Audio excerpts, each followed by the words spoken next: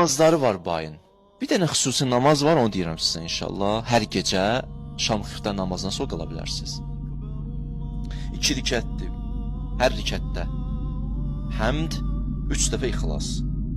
Bu gecənin namazını qılıram deyirsən, qurbətən Allah.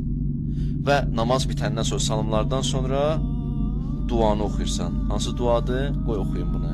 Amma bu duanı əllərini qaldırırsan oxuyursan. İnşallah bu duanı oxusuz, bu namazı qılsız, duavuz qəbul olar. Nasıl bir hacətiniz varsa, bu namazla o hacətinizi ala bilərsiniz.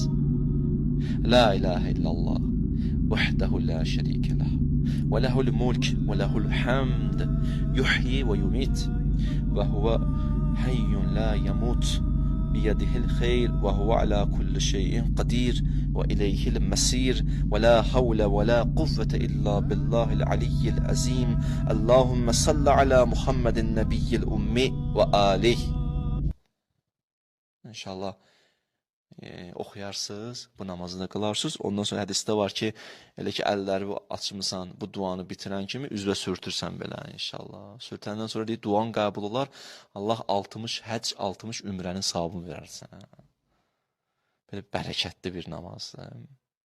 Belə bir bərəkətli namazdır inşallah. Bir neçə tövsiyə edirəm yenə də.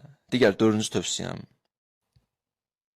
İnşallah bu gecə nəsib olsa, əhya saxlaya bilirsiniz, əhya saxlayarsınız. Bu gecə. Əmirül-Müminin deyib, bacarsınız bu gecə əhya saxlayın. Neyiniyin bu gecə?